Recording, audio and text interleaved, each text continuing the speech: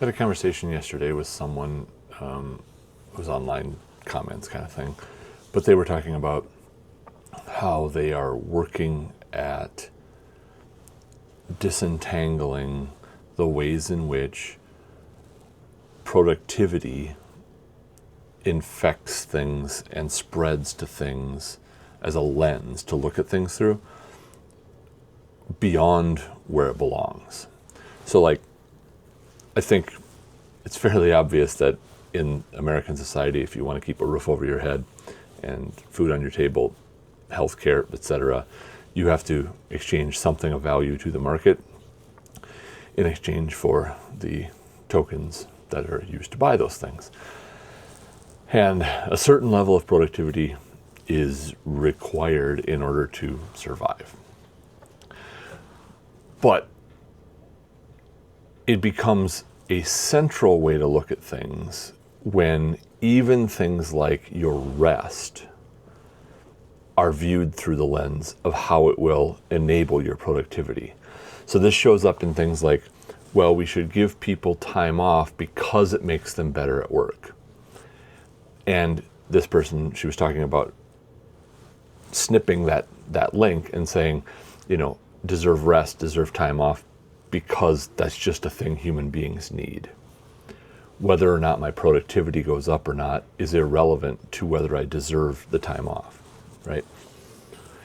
And I then chimed in with the addition that I've been focusing on trying to also see where things that even look like they are, not just that they're influenced by, but that they actually are productivity, they are a productive endeavor, that those things get infected with this version of productivity as well. And that's been a really interesting thing to notice when it happens, because it shows up in forms like going out to the workshop and the difference between, ooh, that looks really interesting, I would like to work on that, working on it, and then coming away having just experienced the joy of the doing, the making, maybe an outcome, but doing so with no expectations, no should hanging over the head about like going out there and seeing, that's what the alternative looks like. You go out there and you see a thing and you're like, oh, I really should finish that because, and then you list like it's owed to somebody else, or I promised I would get it done by this date, or I really need the output of it and it needs to meet a certain standard.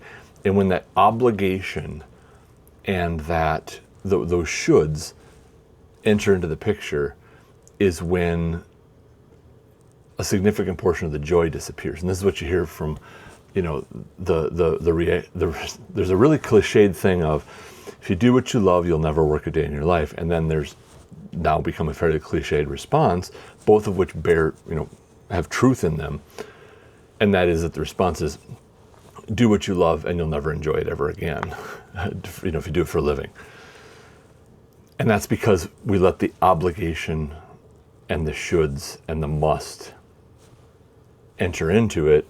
And now you are making a painting of a specific thing because you are obligated to, since a customer paid you. And whether or not you want to do a dog portrait today, you're doing a dog portrait today. Whether or not you've kind of wanted to move on from dog portraits and do something else is irrelevant, because now you got to make a living doing it. And so many things I see right now for conversation are rooted in this capitalist form of productivity, like dominating the conversation. And that if the person talking about what they're doing was economically secure separately from that effort, what would change about the effort?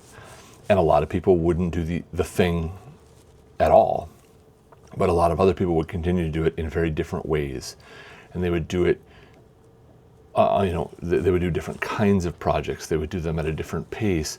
And therefore, what I've been trying to get to in my own work on things is, what does it look like when I remove those obligation pieces for as many things as don't really innately have those obligations? Are the obligations innate to the thing, or did I pick them up as a default wrapper around the thing?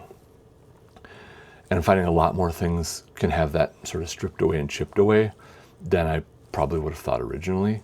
And it turns a lot of things into a freeing result. And then, interestingly enough, paradoxically, in sort of the same kind of way that people will talk about, you often find love when you're not actively looking for it, I find that even the measures of traditional productivity do in fact go up when I focus on doing the thing for its own sake. And then I just report what I've done. This is the thing I've told people in mentoring sessions for years is, keep a to-do list so that you make sure that you fulfill your obligations, but don't focus on that one as much as you focus on the done list. What did you do? And done can mean actual milestones. Done can mean effort put towards something, but done can also mean I took a relaxing weekend where I deliberately disconnected. That's an accomplishment and should be recorded, to the point where one of the domains I bought recently is thedonelist.app. And I want to build an app around making a done list and then turning that into summaries of sort of what your week has looked like, what your month has looked like, separate from what the expectations were going into it. Because I found when I did the done list in sort of paper form or just verbally to people, and they didn't know what the to-do list looked like, they're often impressed by what I get done. But if they had seen the to-do list, it almost certainly would have been a failure, because there was a bunch of things I wish I should have gotten done that I didn't, and I did these things instead. But that's the thing, is if you focus on what you in fact do, you often get a lot of more important things done. If you start looking with the to-do list, it drives differently. So I still keep to-do lists for like my paid work, that kind of stuff. But for everything else, I try to, and even there I try to, maintain the done list as well, so that when it comes time to do one-on-ones, when it comes time to do contract reviews, any of those kinds of things, the list of accomplishments is available as this is what I have done. And that almost always ends up looking better than the other way around. But it wouldn't if I started operating this way with that as the purpose. And that's this paradox, where if you are actively doing it for that reason, you often won't be able to achieve it. But if you can let go of that and focus on the doing now and being in the moment to do the thing for the sake of doing it, you often end up with that outcome. And that's a hard tension to sit in, but it seems to be one of those innate paradoxes of wisdom in the world today. So anyway, just another ramble. Catch you next time.